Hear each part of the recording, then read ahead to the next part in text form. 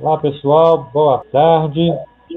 Bom estar com vocês novamente aqui na nossa live quase semanal,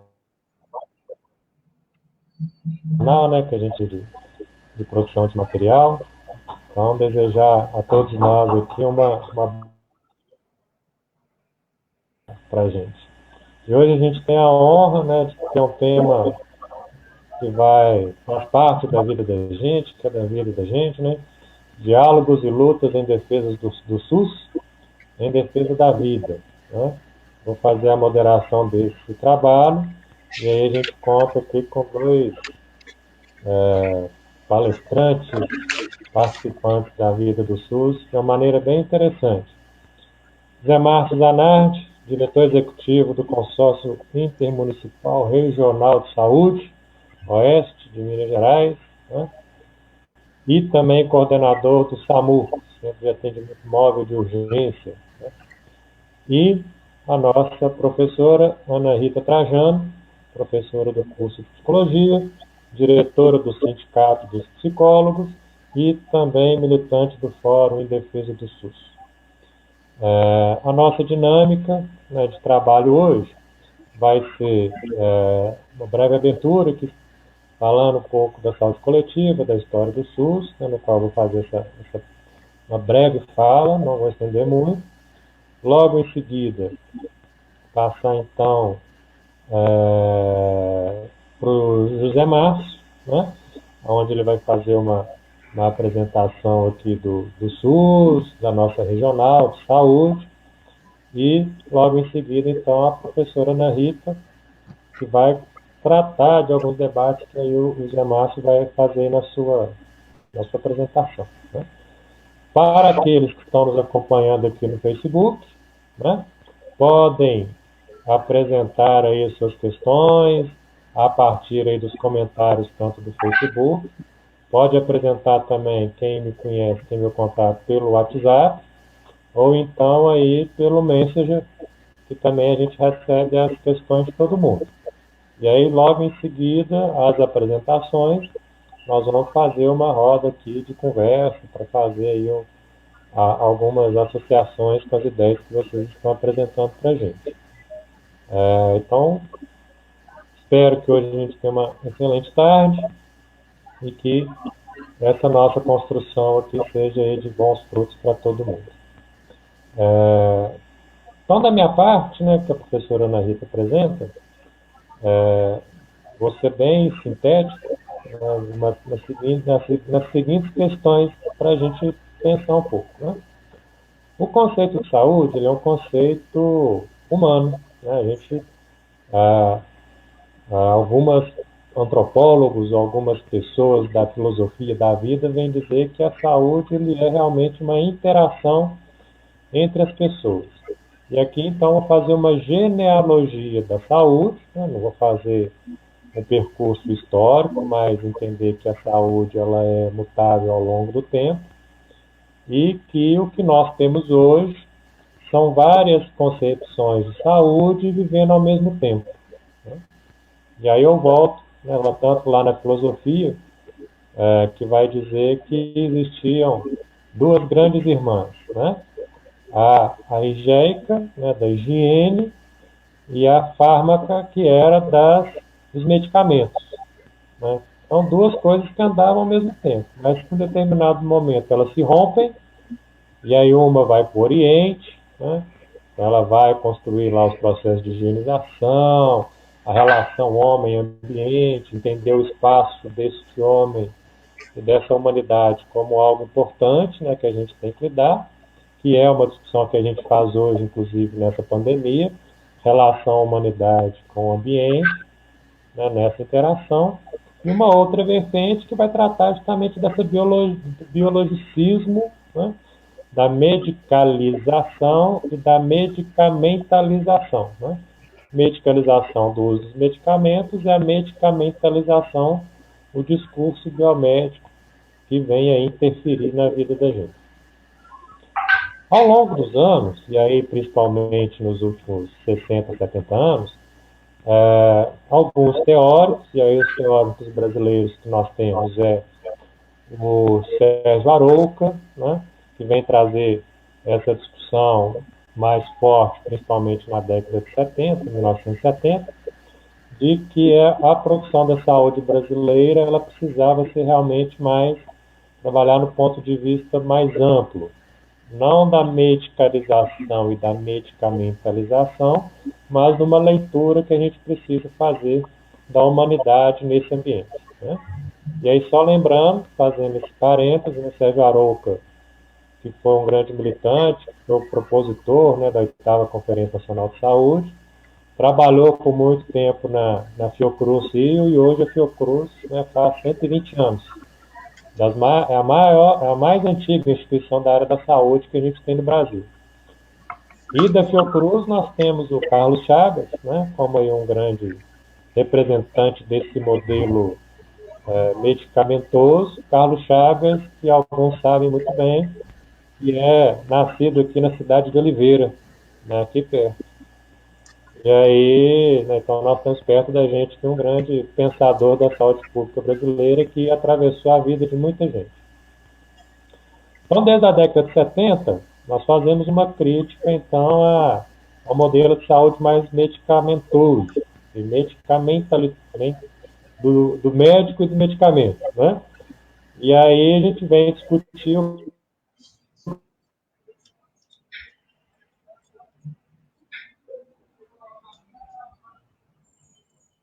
André?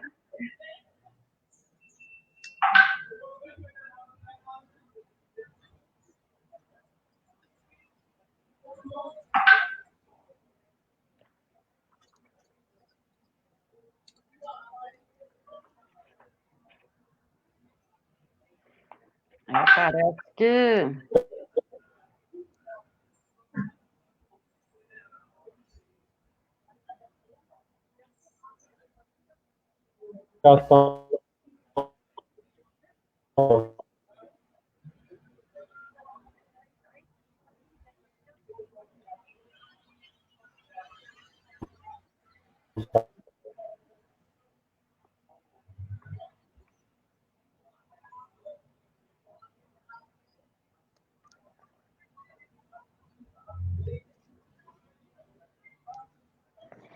Eu te ligo às 5 horas. Eu estou dando uma aula aqui agora, tá?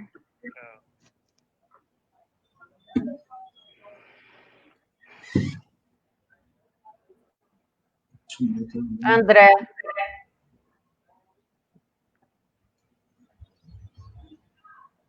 André. O Zé Márcio. Sim. Eu proponho a gente dar continuidade até que o André volte. O que você acha? Ué, pode ser, sem problema.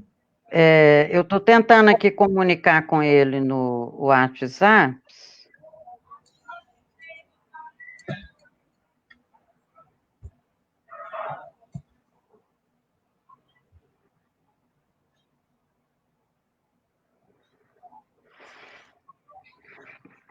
Então, gente, essa questão dessas ferramentas digitais, às vezes elas nos pegam aí de surpresa.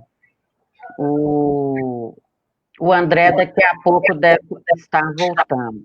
Então, para a gente não ficar aí esperando pelo André, vamos iniciar, como a gente já tinha combinado, o Zé Márcio vai fazer a sua fala sobre o SUS, o SAMU regional e, em especial, de Divinópolis. Ok, boa tarde a todos, a todas.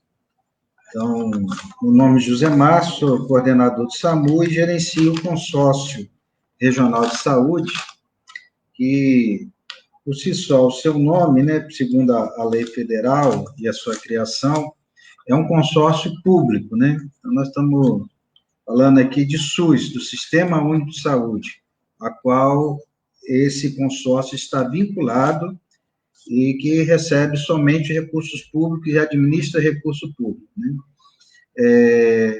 Muito importante né, a gente ressaltar que dentro deste equipamento de saúde, que é um equipamento regional, foi fundado em 2014 por decisão dos prefeitos de toda a região oeste, né, como talvez a maioria das pessoas que estão nos ouvindo aqui já sabe, né, que a saúde, né, ela tem a sua territorialização própria, né, que no estado de Minas e também no Brasil, chamado Plano Diretor de Regionalização. Então, a constituição desses territórios adscritos, né, de forma macro-regional, aqui é composto hoje por 53 municípios, né? A gente fala sempre 54, mas um município saiu da nossa região e foi para a região do Sul, agora recentemente. Então, são 53 municípios e tem uma abrangência de uma população em torno de 1.300.000 habitantes, população residente, né? Tirando aí a população flutuante, que deve chegar a quase 1.500.000 habitantes. As características próprias desse território, né, fazem com que os arranjos regionais da saúde, né, sejam articulados entre si, agregando, né, aqueles equipamentos que são necessários, com maior tecnologia e também maior especialização na área de recursos humanos, para que a gente possa ter condições de dar atendimento a tudo que é a necessidade de saúde do cidadão. Quer dizer, o fato da universalização do acesso à saúde. Então, a lei federal, né, que instituiu o decreto federal COAP, né, o contrato de organização de ação pública, né, diz que todo o território de saúde ele tem que se prover das suas necessidades, para que garanta o acesso e a integralidade do tratamento de qualquer paciente. Então, nós, ao longo de muitos anos, né, eu estou aqui nessa região já há 14 anos, fui gestor durante 9 anos no município de Luz, né, e agora já estou 5 anos aqui à frente do consórcio, quer dizer, estão fazendo 6 anos, né, com 3 anos de SAMU. É muito importante dizer que os gestores do Sistema Único de Saúde dessa região têm procurado, né, articular essas ações de modo que a gente possa atender esse conceito de saúde que o André estava nos colocando, né, que a Organização Mundial de Saúde, a ONU, reconhece como o melhor conceito, né, é o bem-estar da saúde, né, ele é o bem-estar social, econômico e mental, né? Então, essas coisas têm que estar conjugadas, o social com o mental, o pessoal, para que a gente tenha uma condição de saúde importante, para que o cidadão não venha necessitar de tratamentos que são muito mais caros do que cuidar da vida e viver bem, né? Bem alimentado, né, com estruturação da sua moradia de acordo com as necessidades de saneamento básico, acesso a uma atenção primária de qualidade, onde que a sua saúde possa ser monitorada e acompanhada, principalmente aqueles que têm, né, doenças, né, pré-existentes ou com agravo de saúde, né, de forma aguda, né, ou crônica, que precisa do dia a dia, como o hipertenso, como o diabético, como a gestante, que precisa do acompanhamento, né, do pré-natal, e assim por diante. Então, o consórcio está inserido dentro desse processo de regionalização e territorialização, né, basicamente para atender as urgências e emergências, sem deixar que essa articulação possa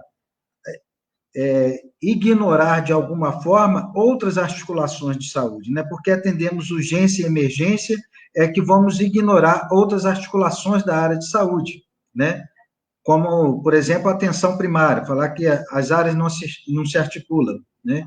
Tudo na saúde é muito articulado entre si, né? Só se tem um bom sistema de saúde se todas as ações necessárias para o tratamento de um paciente, o acompanhamento de um paciente, seja feito desde a atenção primária até a sua necessidade de uma urgência, emergência ou de um tratamento de alta complexidade. E por isso que eu digo que esses arranjos são muito necessários, né, dentro do território, para que a população fique dentro do território e possa, assim, a população ser tratada mais próximo da sua família, né, perto da sua casa, com acompanhamento de pessoas que a conhecem de fato. Então, nosso SAMU regional, né, nesse vamos fazer agora 3 anos de inauguração no mês de julho, né? Nós já atendemos aí quase 1 milhão de telefonemas, né? Quer dizer, quase que toda a população do Centro-Oeste Mineiro já ligou para cá, se for contar em número. Mas são mais de 500 mil atendimentos em ambulância, é um número bastante significativo. E aí esses números estão muito vinculados às causas clínicas, né? Quase que 70% disso às causas clínicas, e um número bastante também significativo em relação às causas traumáticas, né? Acidentes e outros, né? Traumas. Mas também temos um atendimento muito importante, né, de gestante, né, de atendimentos psiquiátricos, que, inclusive, agora, vocês que estão da área de psicologia, né, por falar, que nós, a partir do dia 18, e aí começa a falar um pouquinho sobre a questão do Covid, dia 18 de março, nós fizemos uma alteração no nosso sistema aqui de informações, em que a gente recebe a chamada, e passamos a registrar os atendimentos relacionados à Covid. E aí, de forma ampla, chamando Covid de síndrome respiratória, né? Nesse período para cá, comparando com o mesmo período do ano passado, houve um número de atendimento maior de causas psiquiátricas, né? Um detalhe aí que acho que as pessoas estão em casa, né? As unidades, eu não sei o que está acontecendo, se está fechada por causa de distanciamento, isolamento, né? E as pessoas também estão com mais medo de sair de casa, né? Principalmente quem já tem algum tipo de enfermidade, mas está ocorrendo esse tipo de situação aqui para nós. E nós fizemos, nesse período, comparando com o ano passado, né, em que as pessoas estão mais em casa, por incrível que pareça, nós atendemos menos telefonemas, né? Ano passado, nesse período, estou falando 18 de março até agora, né, nós atendemos menos 4 mil telefonemas, foram 52 mil ano passado, em números exatos, né, e agora nesse ano, aliás, 56 mil ano passado, 52 mil telefonemas. Mas, por incrível que pareça, nós fizemos mais atendimento com as unidades. Então, nós estamos despachando mais ambulâncias, quer dizer, apesar das pessoas estarem ligando menos, né, ocorreu também menos trote, mas o SAMU teve um aumento de atendimento nesse período, principalmente relacionado às causas clínicas e outros, especificamente a síndrome respiratória, né, ou desconforto respiratório. E nós articulamos, né, todo o equipamento de saúde SAMU para que a gente pudesse enfrentar esse momento, né?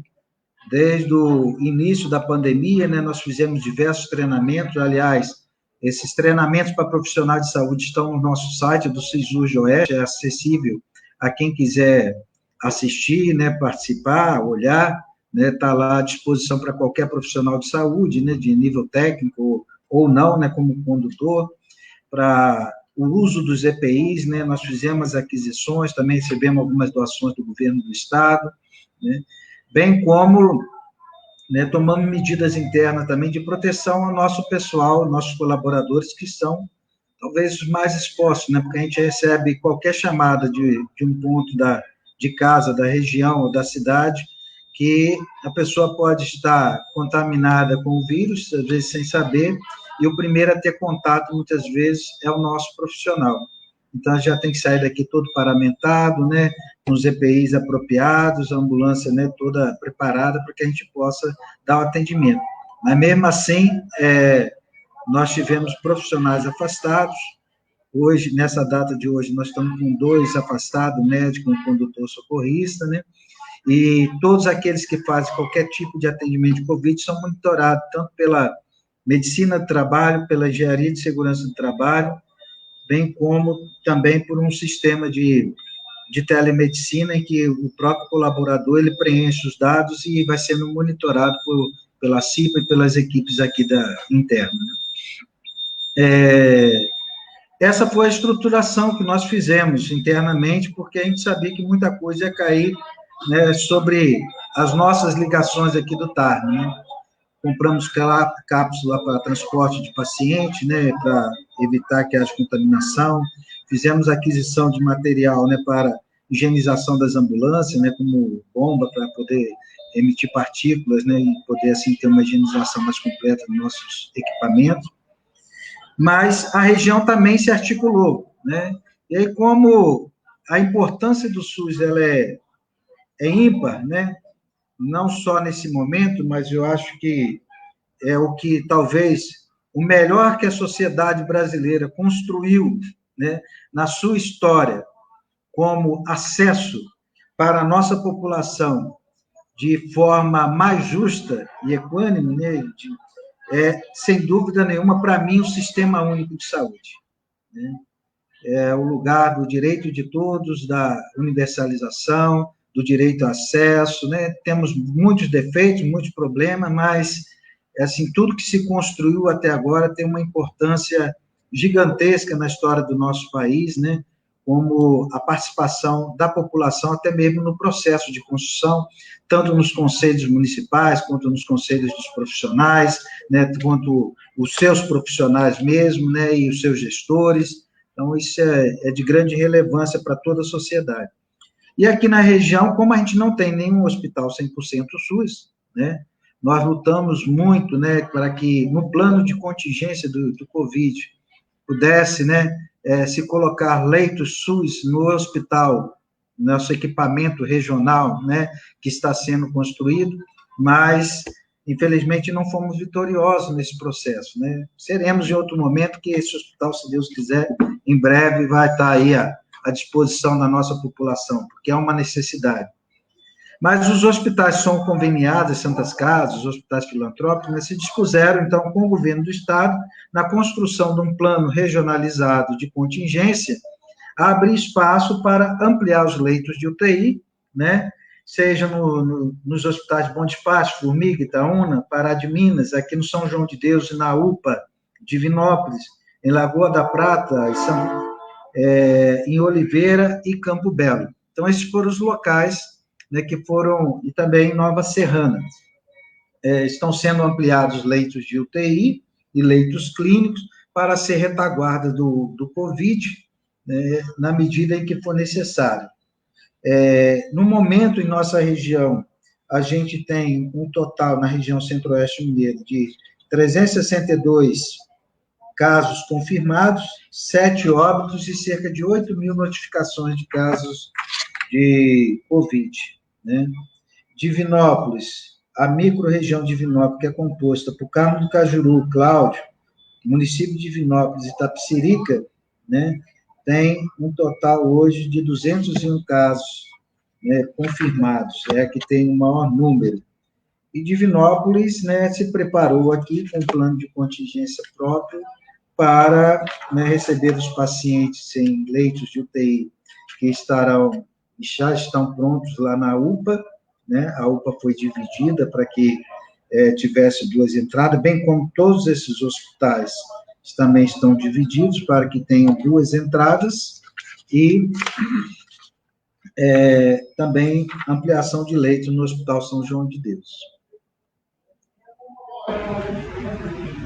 Então, essa situação, né, da organização micro e macro regional, para nós que estamos na ponta, nos tranquiliza, mas também é preciso que essa articulação já entre em funcionamento.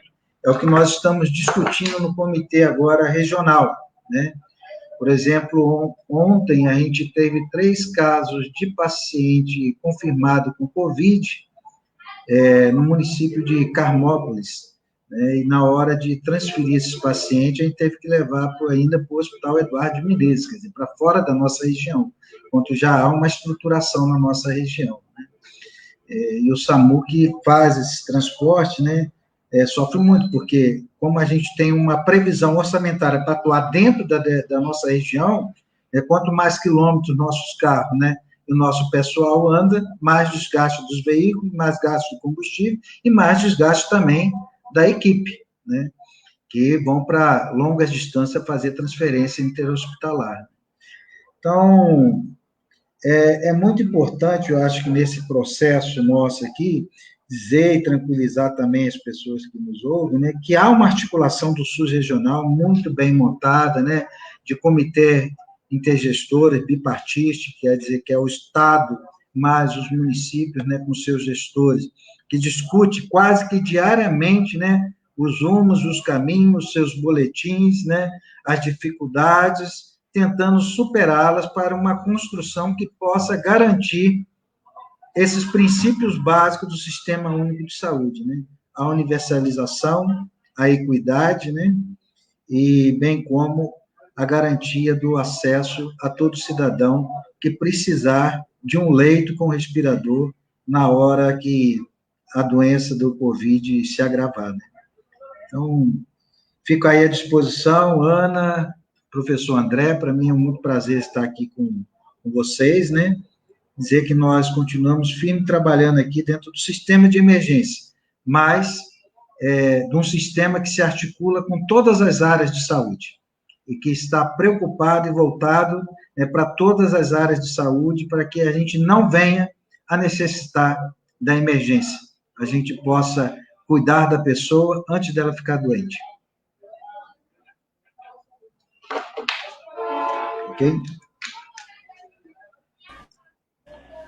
Agradecer ao Zé Márcio, né, pela explicação, né, pela apresentação. Acho que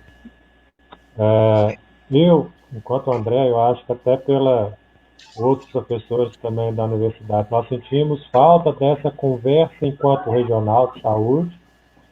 Nós sabemos que Divinópolis tem um papel fundamental, né, nessa rede, mas nós sabemos também que há outras redes na nossa grande região, né, nesses 54 municípios. É importante a gente conhecer, né?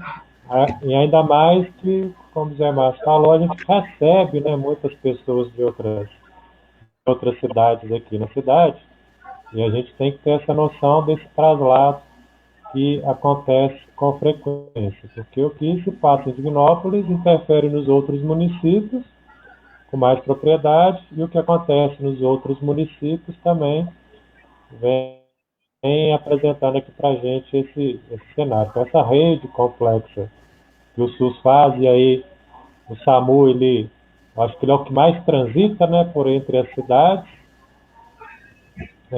Isso é importante da gente ter essa compreensão.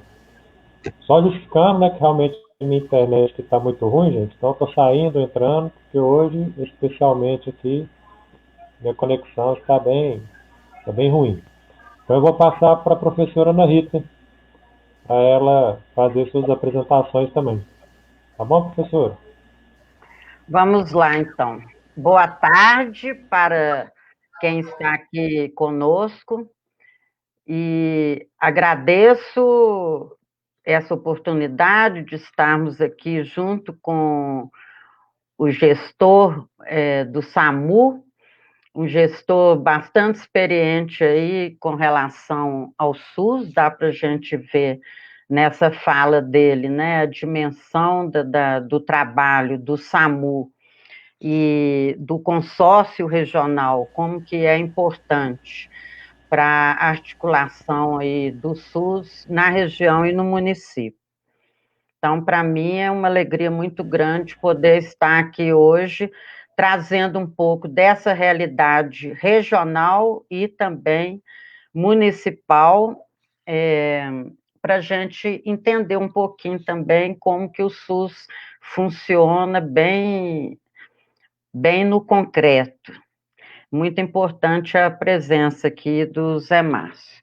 Ao professor André, agradeço também de forma bem especial pela organização desta live e de outras que abre esse espaço para a gente dialogar nesse momento aí tão desafiador para todas nós e todos nós.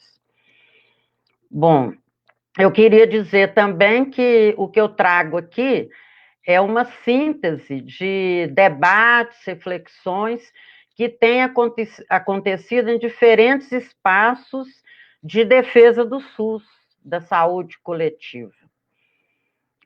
Tem os debates que a Abrasco, que é a Associação Brasileira de Saúde Coletiva, está organizando, que chama Ágora Abrasco, né? Tem os encontros do Conselho Nacional de Saúde, e eu acompanho também o Conselho Municipal de Belo Horizonte, o Conselho Estadual de Saúde, né? Tem a Frente de Defesa do SUS, que é um espaço também de luta e de defesa do SUS, e além do Conselho Regional de Psicologia, Conselho Federal e o Sindicato dos Psicólogos. Então, a gente poderia dizer que são andanças por esses vários espaços aí, procurando entender e buscar força para enfrentar os desafios que estão colocados para nós aí nesse tempo de pandemia.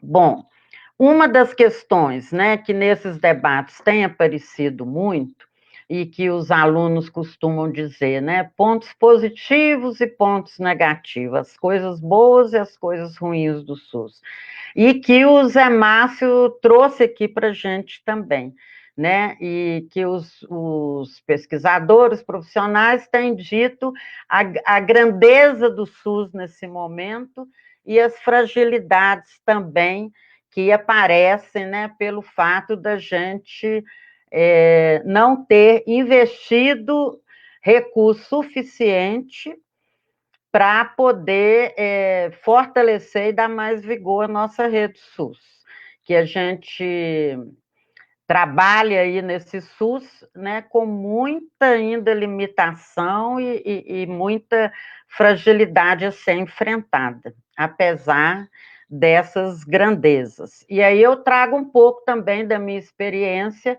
como consultora do Ministério da Saúde, da política de humanização, por 10 anos, de 2006 a 2016, né, quando eu tive a oportunidade de transitar por essas várias instâncias aí, né, desde a União, estados e municípios, como também pelos vários serviços do SUS, né, desde a atenção primária, passando aí pelas UPAs, pelos hospitais e, em especial, pelo SAMU, que foi um serviço que a gente fez um trabalho de humanização em Belo Horizonte, né, e que acabou se transformando no meu objeto de estudo na pesquisa de doutorado. Então,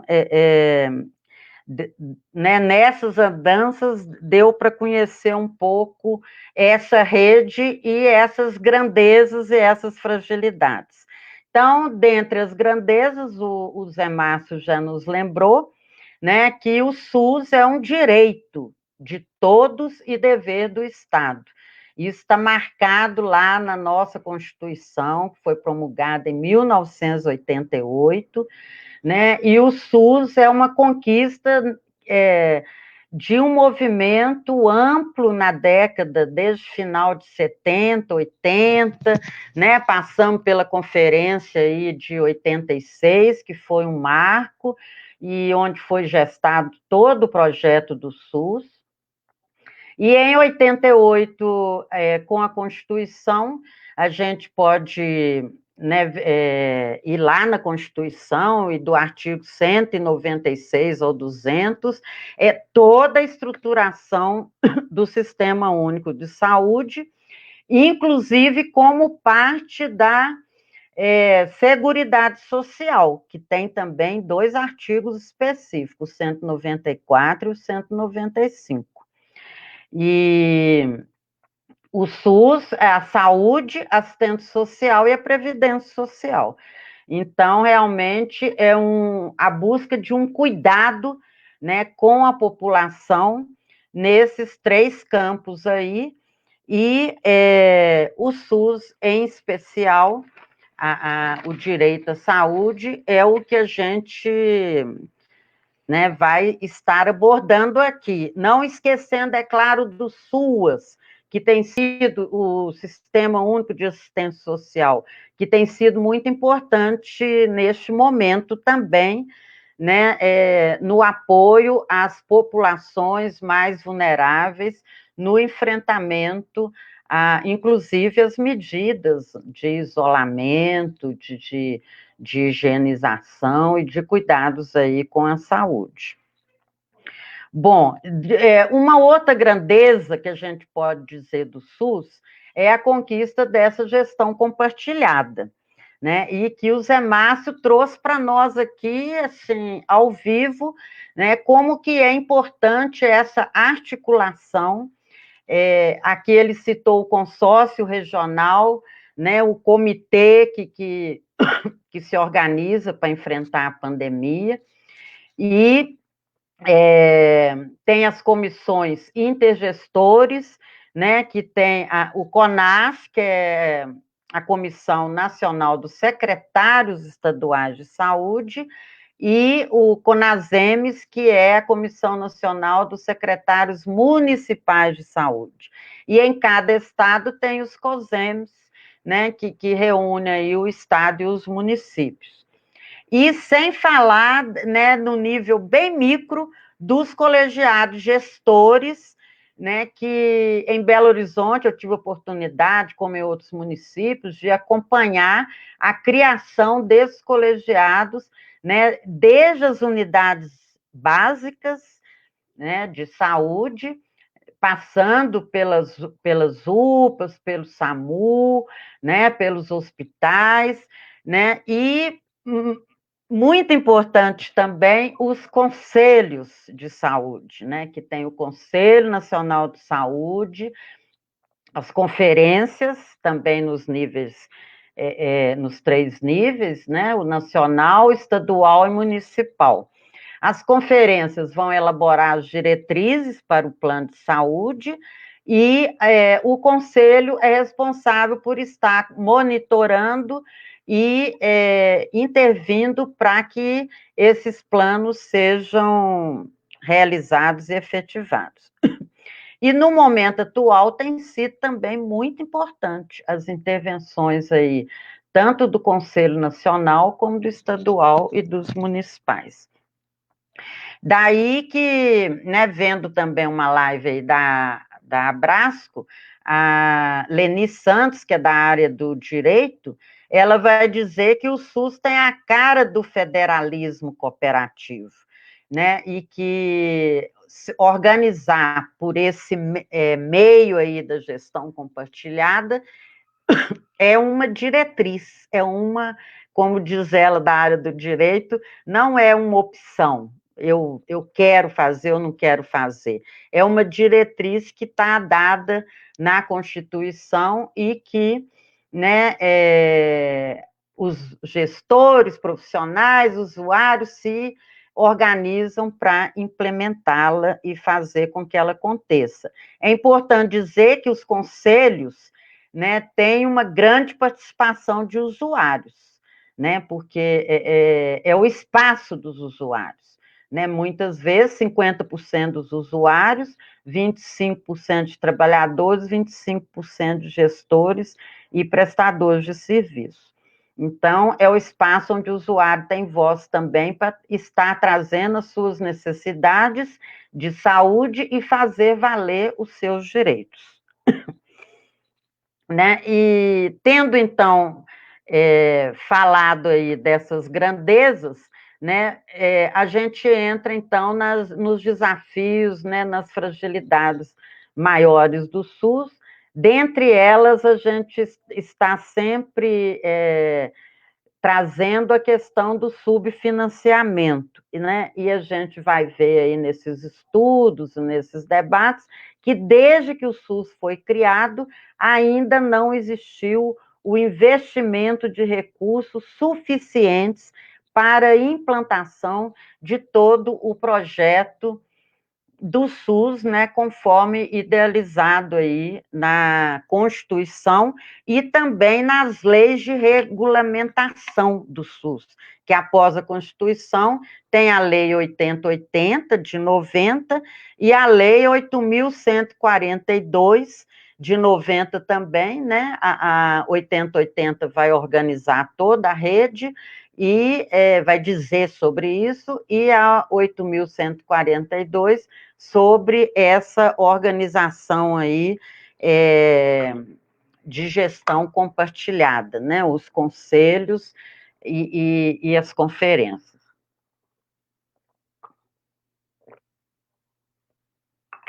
Bom, então, nesse momento agora de enfrentamento da Covid-19, tem aparecido a grandeza do SUS, a população, é um momento que a população aumenta, vamos dizer, a sua consciência sanitária, né, que vê o SUS como direito, e também um momento que traz à tona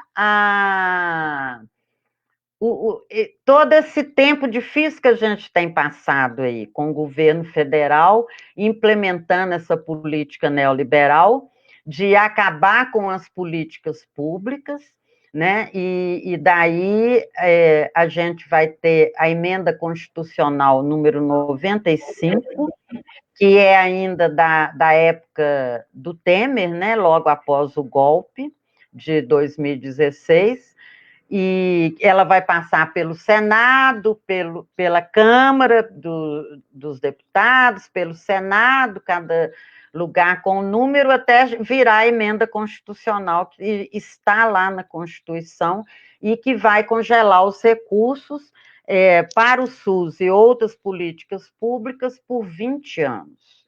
Então, nesse momento, todos esses atores que eu citei têm colocado com muita ênfase a importância da gente estar lutando para revogar essa emenda constitucional e, de fato, fazer o investimento necessário no SUS para enfrentar não só esse momento, né, como outros momentos em que a população traz aí toda a sua necessidade de atendimento e de acesso aos serviços do SUS, para que a gente possa garantir a universalidade e a distribuição dos recursos de forma equânime, como disse o Zé Márcio, é preciso que a gente tenha recurso para investir. E no momento está gritante, né, a questão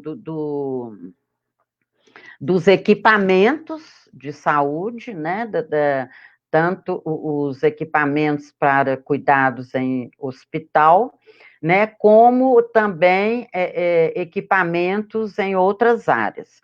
Depois a gente vai, inclusive, falar da área da saúde mental. Eu vou deixar por último, né, para a gente fechar aqui.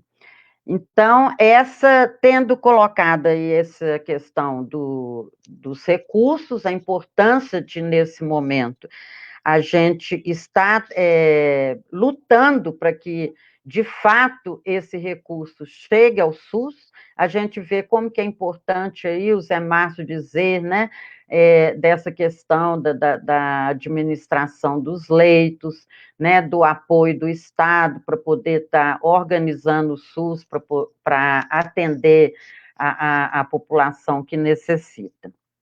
E também, nesse caminho, existe hoje uma proposta de uma regulação única dos leitos, né, já que tem... Olha só, eu até trouxe aqui alguns dados sobre essa questão da fila única, né, que vai mostrar essa tensão que sempre existe no campo da saúde, entre a saúde privada e a saúde pública, né? Então, a gente tem aqui os planos de saúde, né, na última pesquisa, aí, no início de 2020, 47 milhões de brasileiros tinham plano de saúde. E, né, quase um quarto da população, né, 47 milhões, então, pagando pelo serviço de saúde. Os números de leitos de UTI no Brasil, segundo o Ministério da Saúde, né, 55.101 leitos. Destes leitos, quer dizer, 49,8%, que a gente pode dizer 50%, são do SUS. Então, o que a gente vai concluir? Que 3/4 da população brasileira contam com o SUS, né? Já que um quarto é que tem plano de saúde. E tem acesso apenas à metade dos leitos, né? Já que são 49,8% dos leitos são do SUS.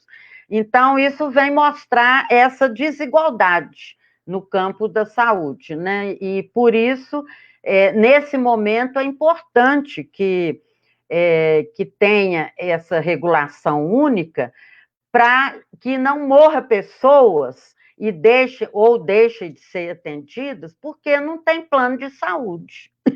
Então, o SUS também vai precisar de recursos, né, para estar negociando com a saúde privada a liberação de leitos para atendimento dessa população que busca o SUS e não tem mais leito para essa população. Né? Isso é muito importante, né? Tem um debate com a Lígia Bahia, professora da UFRJ, que ela vai dizer, então, que o SUS não disporá de suficiente capacidade de atendimento aos pacientes de Covid que demandem cuidados intensivos. Então, como o SUS não pode, né, não vai conseguir muitas vezes atender a essa população, é importante que seja feita essa, vamos dizer, negociação, né, para que a regulação seja pública, e que isso também nos lembra o pessoal da área de direito, está previsto na Constituição, né? Que os serviços de saúde são de relevância pública, né? E que eles devem estar sob a coordenação do poder público. Então, nesse momento, nós precisamos estar trazendo isso aí ao debate e estar negociando essa regulação única. E uma terceira questão seria essa retomada aí do diálogo com esses entes aí, tanto a União, quanto o Estado, quanto os municípios. A gente está vendo que aí na região oeste, né, está existindo todo um esforço para que haja esse diálogo com o Estado, e que exercendo, então, essa prática aí de uma gestão compartilhada do SUS. E nós estamos vivendo um momento em que o governo federal, que alguns até caracterizam como uma prática negacionista, né, que nega a pandemia, e o Ministério da Saúde numa situação extremamente sem direção, né? E daí o que esses pesquisadores e militantes aí de defesa do SUS têm colocado, a importância da gente estar criando uma autoridade sanitária nacional, mesmo que seja paralela, né, utilizando aí todos esses espaços criados do SUS e em defesa do SUS. Tanto o CONAS, CONASEMES, os COSEMES, né, as entidades como a Abrasco, a própria Rede Unida, né, os conselhos nacional, estadual, municipais, né, os conselhos profissionais. A gente sabe que o Conselho Federal de Psicologia Regional está muito atuante, eu me refiro a ele porque sou da categoria, né, além de sindicatos também que assumem hoje a luta em defesa do SUS. Então, muito importante que seja feita essa conversa entre municípios, estados e governo federal. E na ausência do governo federal, vamos apelar para os órgãos aí criados pelo SUS e que buscam articular, então, essas ações aí de atendimento à população. Eu preciso caminhar para fechar. O último e não mais importante, muito importante para nós, aliás, é a questão da saúde mental. A gente está saindo aí da semana de luta antimanicomial, que foi no dia 18 de maio, dia da luta, e recentemente a própria ONU e a Organização Mundial de Saúde lançaram aí recomendações de que a saúde mental deve ser colocada nas pautas e nos comitês, né, de enfrentamento à Covid, como uma área em que se deve investir também recursos, porque para que atenda, e o Zé Márcio até trouxe também um dado importante aí, né, da procura de atendimento psiquiátrico, psicológico nessa época.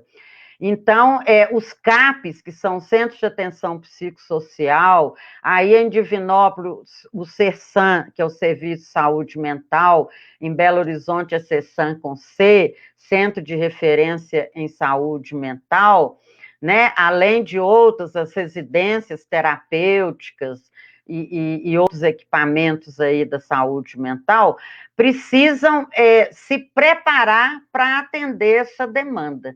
Né? Então, precisa de melhorias, né, nos CAPs, inclusive com relação à rede de telefonia, para ter condições de atender a população, né?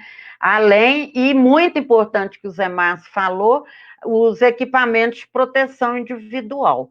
Né, vocês viram como que aí o SAMU preparou, né, todo o espaço, as ambulâncias, a questão da higienização, da saúde e segurança do trabalhador. Então, que a gente coloque também nessa pauta a rede de atenção psicossocial, né, da qual fazem parte esses serviços substitutivos, e ainda tem alguns hospitais psiquiátricos também, né? Em Belo Horizonte, a gente tem o Raul Soares, né, o Galba Veloso agora sendo desativado para atender a Covid, porque realmente ele diminuiu o número lá de atendimentos e já é resultado da luta antimanicomial de privilegiar o atendimento comunitário. E, né, havia os CAPs e os CESAMs e outros. E isso é muito importante, porque na própria recomendação da OMS e da ONU está dizendo de priorizar, né, essa forma de atendimento comunitário, né, em contraposição aos hospitais, que inclusive gera aglomeração e o combate e a prevenção à doença Covid é mais complicado, né? É isso aí, gente. Vamos abrir aí para o debate, né? E estamos juntos nessa luta aí para enfrentar esses desafios que a pandemia vem colocando para o SUS, para a saúde mental e para o SAMU aí em especial.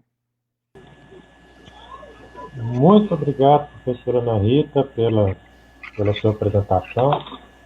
É bom quando a gente conversa com personagens históricos e executores, né, do SUS. A professora Ana Rita, cada dia, vem nos surpreendendo assim, com a sua bagagem de vida, né, dentro do SUS.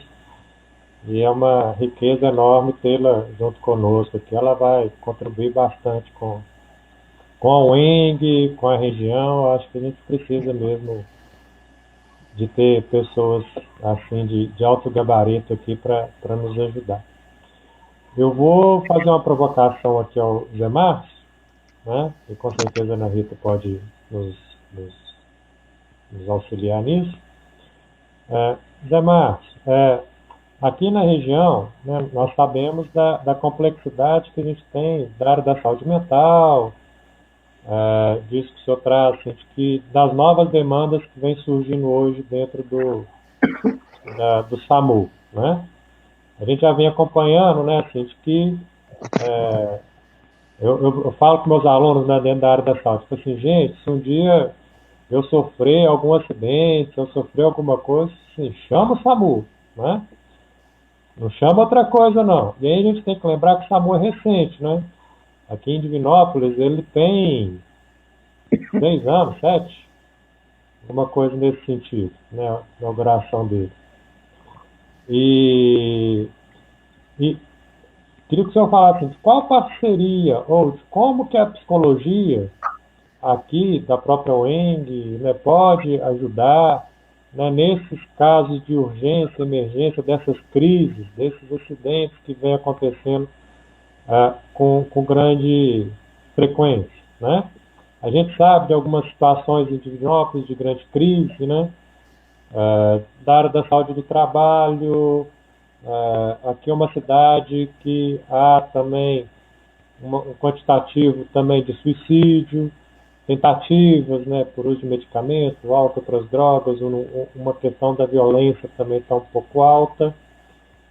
Do senhor passar um pouco desse panorama e da gente pensar também parcerias da psicologia também com o SAMU.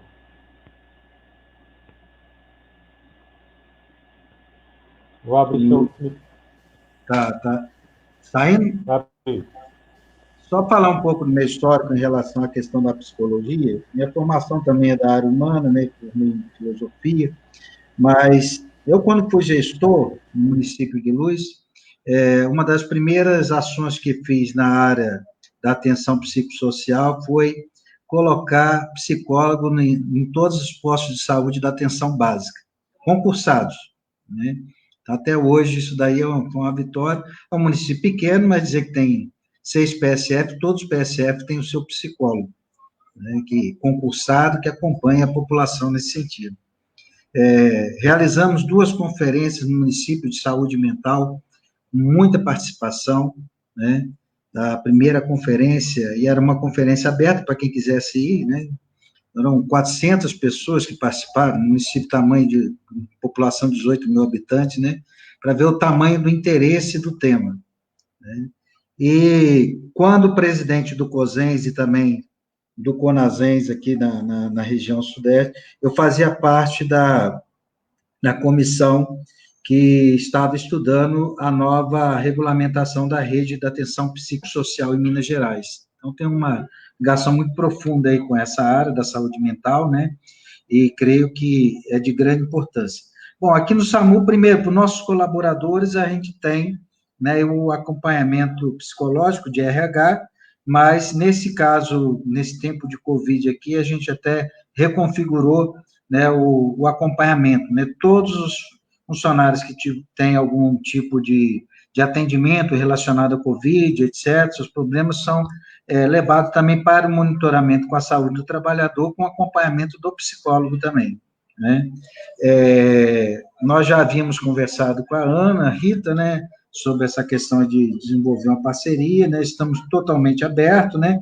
Nós demos uma suspendida em relação a isso por causa do tempo aí que a gente está vivendo, mas eu creio que é muito necessário, né, porque tem urgências, né, que realmente da área de saúde mental, muitas vezes os nossos profissionais não estão preparados ainda para atender, apesar da gente ter feito já 3 capacitações a nível regional, não só para o SAMU, mas para toda a rede que atende, né, saúde mental, né, a gente tem feito pelo menos uma vez por ano um grande encontro envolvendo atenção primária, né, saúde especializada, né, o próprio atendimento de saúde mental, com a capacitação de urgências psiquiátricas, né, para toda a rede, né, e acho que esse é um papel articulador do consórcio muito importante na formação de profissionais, né, que tem esse perfil do atendimento SUS, né, com essa questão da humanização, bem como do entendimento da necessidade da construção de um processo de rede, e que a rede, né, precisa se articular com todos os seus setores para que o paciente da saúde mental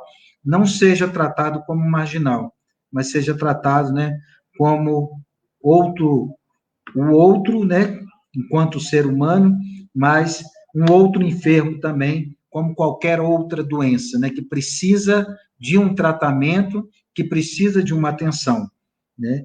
E acho que aqui podemos avançar sim, né, junto aí com vocês, né, nessa parceria, fazendo um estudo, né, como a gente incorporar de alguma forma, né, esse atendimento, né, essa população que realmente, né, busca aí ou através do telefone, né? As pessoas ligam para cá, a gente muitas vezes já está com a corda no pescoço, né? Como diz o outro, né?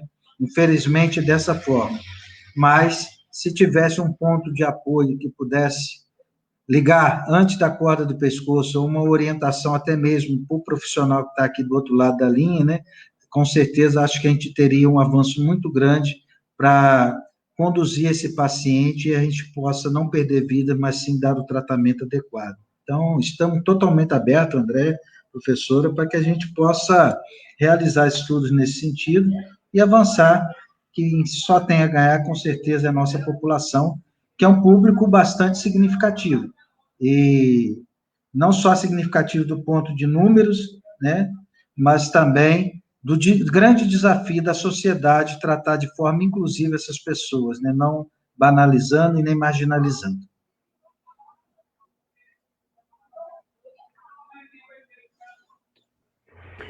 Ô André, você está acompanhando aí o chat, as pessoas que estão, eu não estou visualizando. Tô. Aí tem uma pergunta aqui, Zé Márcio, bem básica. Qual é a diferença do SAMU para os bombeiros? Ah, que ótimo. Ela é básica mesmo, né? Só dizer que SAMU, o atendimento é feito por um profissional de saúde, né? E bombeiro é por um socorrista, né? Muito bem preparado, né? E nós trabalhamos em inteira parceria, né? Aqui dentro da central de regulação, onde que se recebe o telefone 192, tem ao lado os bombeiros que recebem o telefone do 193. Então, em caso de encarceramento, num acidente, né? Que necessita do resgate para salvar, que seja alguém nadando, né, escala em altura, etc. Então, o bombeiro está sempre muito bem preparado e posicionado para dar esse tipo de atendimento. E o profissional do SAMU, ele é um profissional de saúde, então ele vai avaliar, né, dados vitais, etc., em todo o protocolo, e, se necessário, até aplicar medicamento no local ou fazer algum tipo de procedimento da área de saúde que poderia ser feito somente em ambiente hospitalar, porque nossas ambulâncias são preparadas, principalmente as UTI, né, como uma UTI de hospital com capacidade de dar atendimento e dar medicamento no próprio local. Para dizer assim da coisa, nossas ambulâncias, por exemplo, nós somos um dos poucos SAMU no Brasil, né, que é a unidade de suporte avançada, ela contém ultrassom, né, nós temos ultrassom dentro da ambulância, né, e medicamentos, né, como a tenecteplase, que aplica na hora do infarto, já dá né, uma reação que a pessoa praticamente, né, se tem condições, volta a viver mesmo, né? Então, medicamentos caros, né? E são poucos SAMUs no Brasil que têm essa tecnologia, né?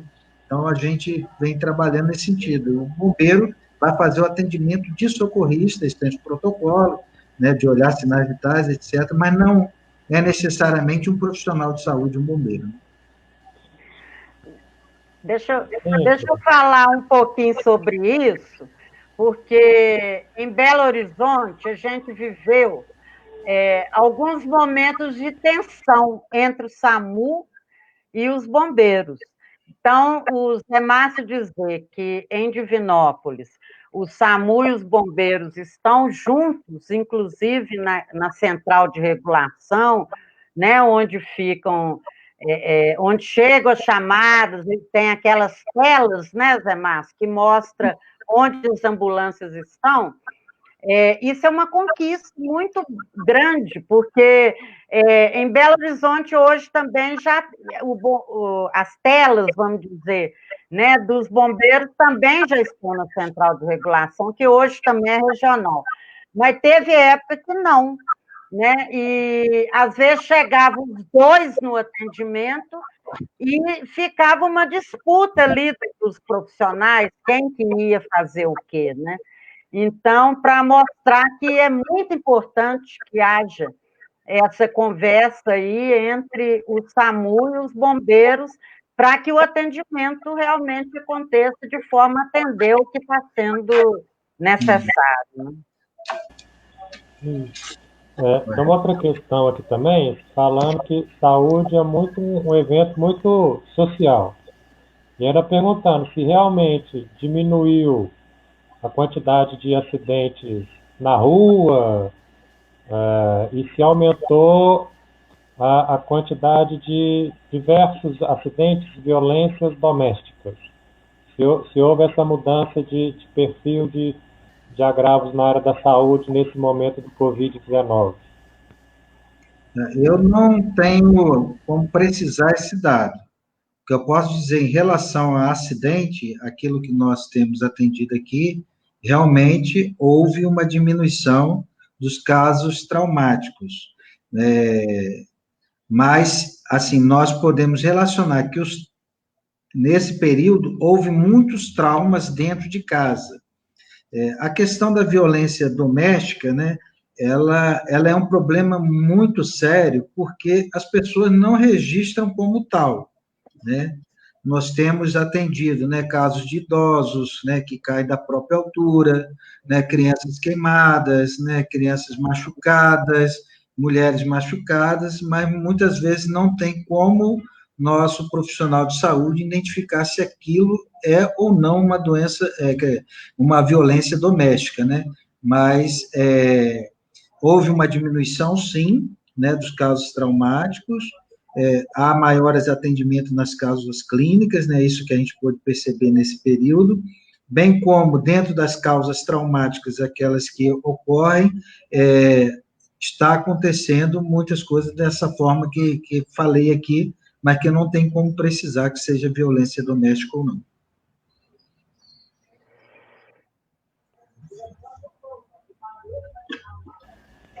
Alguma questão, professora Ana Rita, professor Zé Márcio, que a gente poderia fazer uma jogada de conversa aqui entre nós três?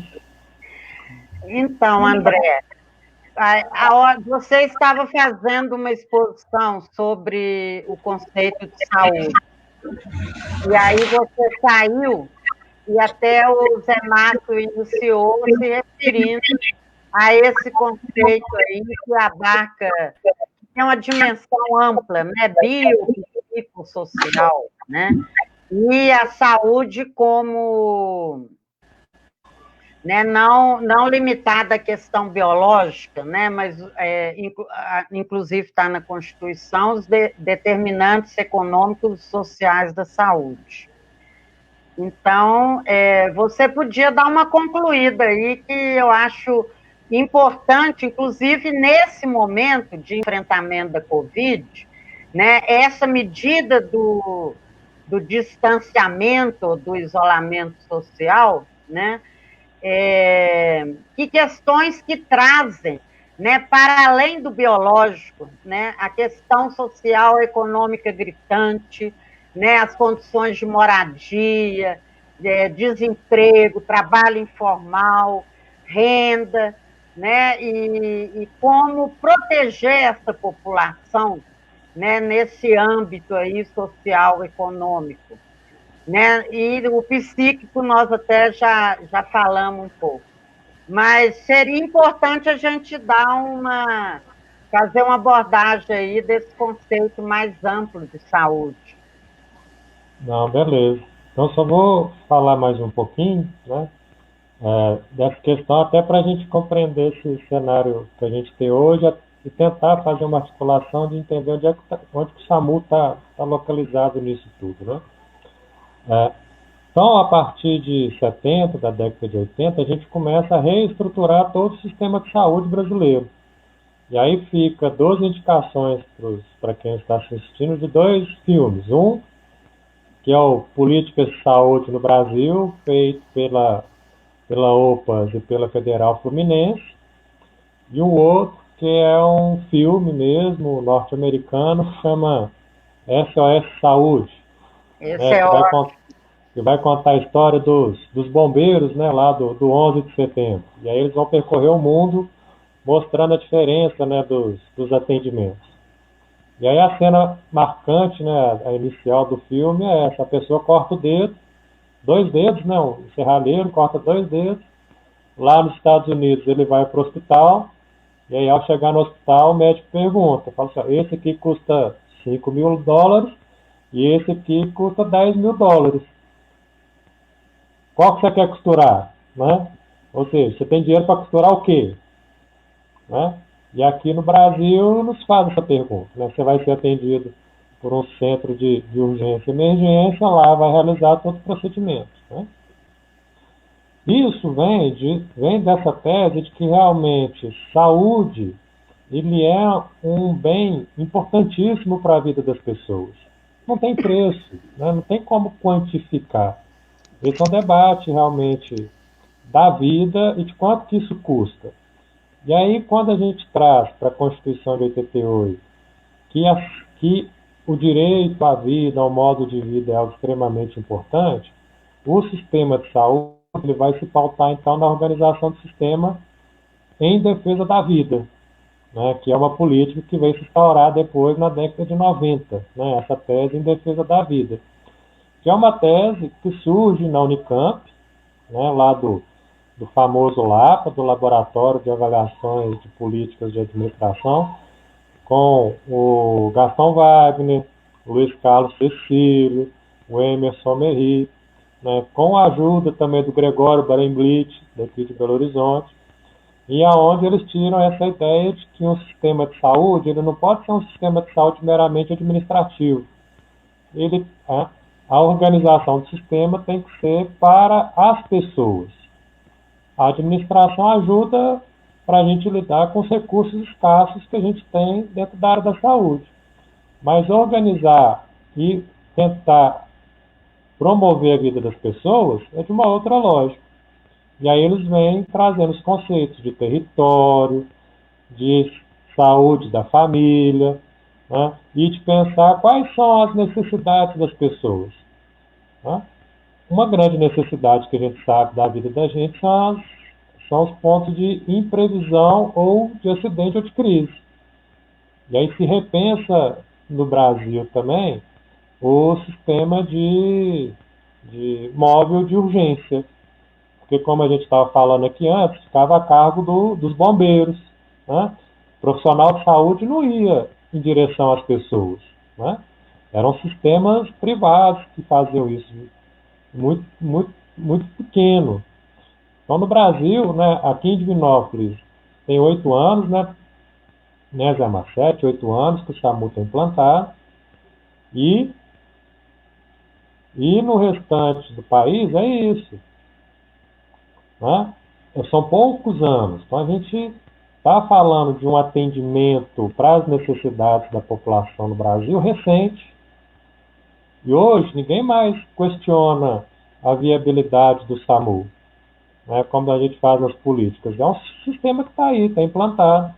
A gente sente seguro saber que tem essa proteção e que, em qualquer situação da vida da gente, a gente tem essa facilidade hoje de poder ligar e um profissional lá atender e dar os primeiros socorros de uma maneira extremamente qualificada e séria. E aí, com tanto o SAMU quanto qualquer outra política de saúde, ela é para todo mundo. Né? E aí é importante o conceito de iniquidade. Né? Ou seja, ela vai realmente atender aqueles casos que realmente são mais necessitados. E a gente sabe que a maior demanda hoje do sistema, ainda mais de uma pandemia, realmente são aquelas pessoas que não ainda possuem uma seguridade de vida muito bem estabelecida. E hoje o grande debate que o mundo inteiro vem fazendo, né, que ao longo dos anos a gente vem perdendo essa seguridade, né, não só do ponto de vista previdenciário, mas de uma seguridade social, dos sistemas de saúde, dos sistemas públicos de saúde que ao longo do tempo vinha perdendo espaço, mas que a pandemia vem mostrar da sua importância. Né? Um grande exemplo disso a gente tem, que é o exemplo da Inglaterra, que tem um sistema universal de saúde. O atual primeiro-ministro queria privatizar, né, o sistema de saúde, pegou o Covid, foi para um hospital público, e aí foi atendido por 3 enfermeiros, que inclusive eram pessoas imigrantes. Então ele foi atendido por uma enfermeira portuguesa, foi atendido por uma enfermeira neozelandesa e foi atendido por um enfermeiro argeliano. Ou seja, toda aquela política de Estado que se tinha, de um Estado mínimo, em um estado onde outras pessoas não podem fazer parte do estado, caiu por terra, né? Porque o que se vê de um grande problema tem que apresentar uma grande solução.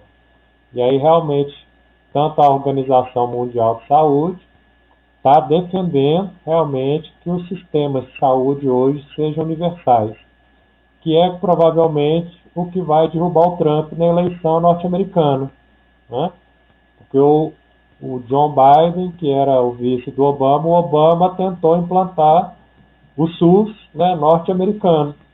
O Trump diminuiu, né, e agora com essa pandemia viu-se que há uma necessidade de um sistema único, uma preservação da vida para além de uma vida capital, mas uma vida que merece ser vivida de uma maneira extremamente interessante, né?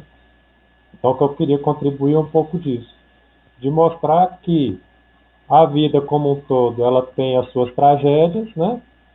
Como dizia Guimarães Rosa, né? Para os distraídos, né, a vida é cheia de surpresa, né? E aí o acaso, né, está aí presente, os acidentes acontecem, emergências acontecem, e o SAMU ele preenche muito bem esse espaço, né, para as adversidades que a gente tem no nosso dia a dia, né, que acontece. E aí nesse momento a gente tem que estar segurado também. Então essa era mais ou menos a contribuição que eu estava pensando, professora Nelly. Eu queria, então, eu acho que a gente vai caminhar para fechar, né? Já tem 1 hora aqui, 20 minutos, mas sobre isso eu queria fazer um comentário, né, da importância nesse momento da gente estar conversando, como a gente está fazendo aqui agora e em outros espaços, e principalmente com a população, né, que a gente atende, sobre o SUS, a importância do SUS. Aí aquela pergunta que eu já escutei em outras lives, né, o que seria do Brasil se não tivesse o SUS? E aí eu completo aqui, se não tivesse o SAMU, né, como um serviço, né, uma conquista aí do SUS. E agora vocês me desculpem, mas eu lembrei até do ex-presidente Lula, quando ele fala do SAMU, que foi na época do governo dele, né? E ele tem o maior orgulho de ter sido no seu governo que o SAMU, né, em termos nacionais, foi criado, né? Porque aqui em Belo Horizonte ele até antecedeu a própria criação aí nacional. E talvez em outros locais. Mas é muito importante nesse momento que a população aumente de fato a sua consciência sanitária, né? De que a saúde pública é um direito, e aqui nós já temos esse direito conquistado, e é um direito que vinha sendo desrespeitado, né, e violentado, e olha que a gente quase chegou a acabar com o SUS nesse governo, né? A gente vai ver a atenção básica, né? Ela estava sendo privatizada, as equipes de saúde da família descaracterizadas, né? Saindo recurso para equipes menores com médico e enfermeira, né, o trabalho multiprofissional, interdisciplinar, né, que é uma grande conquista para nós, sendo descaracterizado com essa tal de nova política da atenção básica, a própria saúde mental com a rede de atenção psicossocial também sendo descaracterizada, né, incluindo nela aí serviços privados de atenção a álcool e outras drogas, né, ampliando aí recursos para hospitais psiquiátricos e não liberando recursos para os serviços substitutivos ao manicômio, né, como os nossos CESAMs e CAPs. E mesmo ao processo de desinstitucionalização com as residências terapêuticas, né, que foi um trabalho muito bonito também, que a gente acompanhou em alguns casos, Barbacena, por exemplo, a gente chega lá hoje, tem em torno de quase 20 ou mais residências terapêuticas, né? E a gente vê que aquelas pessoas que estão na residência, participando da cidade, sendo respeitada pela população da cidade, né? A gente esteve recentemente lá visitando o Museu da Loucura, o espaço onde funcionava aquele manicômio horrível, né? E o próprio espaço hoje tem residências terapêuticas para aqueles pacientes que ficaram lá a vida inteira e não conseguem nem né, se transportar, assim, né, andar pela cidade. Né? Além de outros espaços de oficina, atendimento de pessoas com necessidades aí, pelo uso de álcool e outras drogas. Então, assim, é muito importante que a gente tome essa consciência, né, da importância de ter um sistema único, né, um sistema público, né, e aqui também, além de tudo, estava tendo um incentivo para os planos de saúde populares, e como tem, né, aqui em Belo Horizonte, assim, o que tem de oferta de plano de saúde, 100, 80, 40 reais, aí vai fazer tais consultas, né, a complexidade vai para o SUS, quer dizer, uma desmontagem, de fato, do nosso Sistema Único de Saúde. Então, mais do que nunca é hora, né, da gente estar mostrando a importância de termos o SUS para enfrentar esse momento aí agora. E aí, pegando essa deixa da Ana Rita, eu vou fazer aqui minha fala final, aí depois eu passo para o Zé Márcio, né, de que, né, isso a gente aprende nas boas academias, né, de que para problemas complexos nós precisamos emitir respostas complexas. Né? E para isso a gente precisa realmente de bastante conhecimento, de bastante informação, de um sistema público muito robusto, que não pode ser um sistema fragilizado, né? Porque afinal de contas esse é um grande problema que vai se atravessar por muito tempo e que ainda não se tem uma resposta simples para se dar. E não vai ter uma resposta simples para se dar, né? Como uma vacina ou um remédio. Até lá, a gente precisa realmente de uma complexidade, né, social, de pensamento, para lidar com essa questão. E aí, como a professora Ana Rita falou, infelizmente nós estamos geridos por pessoas que não têm capacidade de conhecimento de situações complexas, né? Quiçá pensar coisas básicas já é pedir muito para os gestores que a gente tem muito por aí. Então, acho que a gente precisa realmente tentar achar novas estratégias, novas configurações para essas questões que estão colocadas, né? A tendência aí para essas semanas, pelo que a gente está vendo, é de um aumento, né, dos casos positivos, né, ao longo dessa semana. Acho que a gente vai ter o reflexo da abertura dos comércios que teve recentemente por agora, que já começou a ter, né, essa resposta. Mas, para essa solução do problema, né, que a professora Ana Rita colocou, se a gente não conseguir sentar seriamente, de uma maneira franca, com diversos atores sociais e colocar na mesa qual é a complexidade da situação, a gente não vai conseguir resolver esse problema de uma maneira satisfatória, né? A gente vai ficar só adiando, né, de uma situação que a gente sabe que é extremamente perigosa. Então, acho que é importantíssimo, né, a fala do José Márcio, da professora Ana Rita aqui conosco, para a gente dar esse start, né, esse movimento para essa complexidade, né, para a gente começar a fazer essa leitura mais ampla e a gente não achar que a questão não é só na minha rua, mas, como a gente está vendo, e numa live que eu fiz com os polos de saúde de Minas Gerais recentemente, né, todos os municípios apresentando que não adianta somente um município resolver o seu problema, porque os municípios estão muito colados uns nos outros. Então resolve num, mas no município do lado, né, está fazendo outra coisa diferente, como as pessoas ainda estão transitando, fazem essa comparação. Então, enquanto a gente não conseguir fazer uma discussão de âmbito regional ou de uma micro-região, os municípios eles vão ficar sempre um passo atrás. Então, esse é um problema que a gente tem que lidar também, né? Que aí o problema não é só municipal, que a gente já sabe, né, dentro da saúde, né? É um problema que perpassa o limite do município e vai começar esbarrando nos outros. E aí esse é um dos problemas que eu vejo em Divinópolis, que é um município que está muito próximo dos outros, né?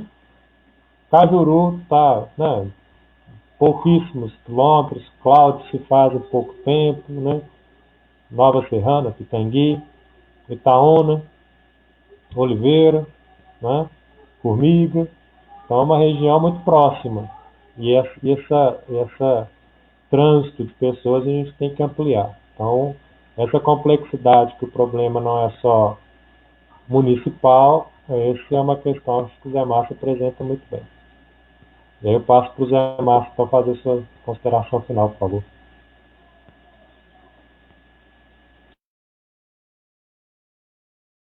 Eu acho que é uma fragilidade nossa, né, enquanto ser humano, né, não acreditar na nossa responsabilidade que nós temos uns com os outros. Então, eu falo isso porque a questão da doença, muitas vezes, está vinculada também à responsabilidade do cidadão, né? Nós temos que ter um sistema robusto, um sistema que contemple seus princípios do acesso, da integralidade, né, da universalização, sim, da equidade. Sou defensor, né, desse sistema, né, com unhas e dentes, com todas as nossas forças, e para isso fazemos o nosso serviço todo dia, mostrando que é possível realizar. Agora, é preciso o cidadão entender, você vê nessa casa, né, agora na pandemia, né, a responsabilidade, quer dizer, se é para usar máscara, vamos usar máscara, né? O paciente, né, que está com a diabetes, né, se tem que fazer a dieta, tem que fazer a dieta, né? Então, são situações que muitas vezes, né, a situação do paciente se agrava e o que a sociedade e o sistema vai gastar com ele como um todo, né, para poder depois curá-lo, né, de algo que já é crônico, né, o tratamento crônico, algo que já é agudo, é muito mais, né, do que usar a máscara de R$ 2, R$ 3, né?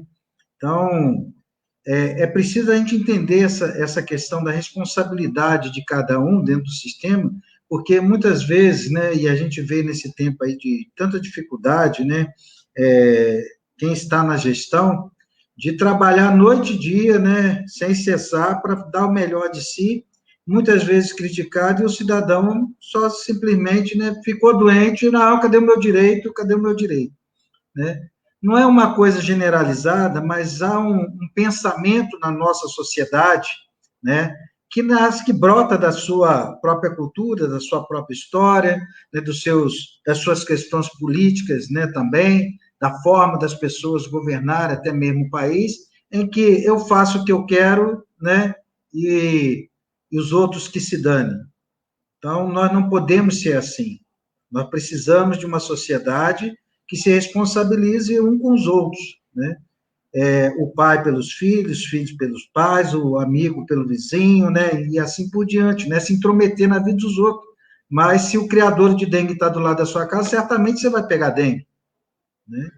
Então, e a saúde, ela tem esse perfil da responsabilidade um com o outro. Por isso que eu digo que o sistema de saúde, ele é uma das coisas mais preciosas que nós construímos nesse país, na história desse país. Porque ele é solidário, ele só funciona se ele for solidário, ele só funciona somente em rede, né? E a rede de assistência à saúde, né, nos dá esse exemplo da responsabilidade que você está falando, o município, né, próximo do outro, é responsável pelo outro, né? Não adianta o gestor falar, não, aqui é eu que mando, pronto. Não, nós fazemos parte do mesmo território, né? e não só isso, de uma mesma história, né, de uma mesma sociedade, né, e somos os mesmos seres humanos dignos de respeito com direitos e deveres. Então, acho que o SUS nos ensina isso tudo, como lição de vida, né, que é possível a gente construir uma rede de pessoas, de instituições, né, dentro, seja elas filantrópicas, saúde suplementar, a saúde pública, né, para que a gente possa cuidar, acima de tudo, um dos outros. Então, essa deve ser a nossa luta de cada dia, né, nesse processo de construção, e dizer que dentro desse sistema, o que é mais universal, dentre todas as nossas redes, é o SAMU, porque nenhuma rede complementar presta o serviço que o SAMU presta. Então, quando a pessoa está acidentada ou quando está em casa doente, não adianta ela ter o Golden Plus Plus, sei lá qual plano de saúde, 10 estrelas. Ela vai ligar realmente para o SAMU, né, seja rico ou seja pobre, seja de qual raça for, e a gente poder chegar até ele. Então, acho que é isso que o SUS nos ensina, e é assim que a gente deve buscar essa construção. Nós temos trabalhado muito, tanto na capacitação dos nossos profissionais, com esse pensamento, né? Por ano nós passamos pela rede de assistência do SUS aqui na nossa região, em números de pessoas, quase 20 mil pessoas, né, fazendo treinamento conosco, profissionais, estudantes, a gente abre para todos que queiram fazer, né? Dando uma dedicação imensa em todos os sentidos para que a gente possa ter profissionais capacitados e pessoas, né, humanizadas, de fato, que atenda bem o nosso cidadão. Muito obrigado pela oportunidade, estamos aí à disposição.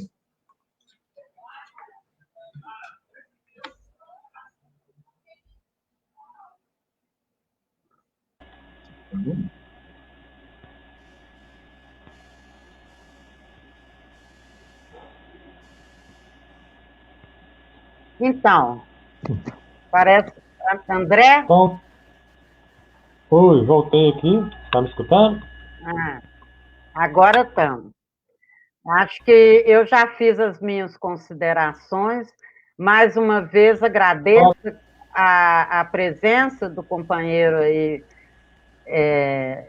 José Márcio, companheiro do SAMU, gestor do SAMU, e com certeza aprendemos muito hoje sobre essa rede aí do SAMU e sobre o SUS, e essa questão que o Zé colocou agora no final, muito importante, que o SUS é um sistema solidário, né? Ele se pretende solidário.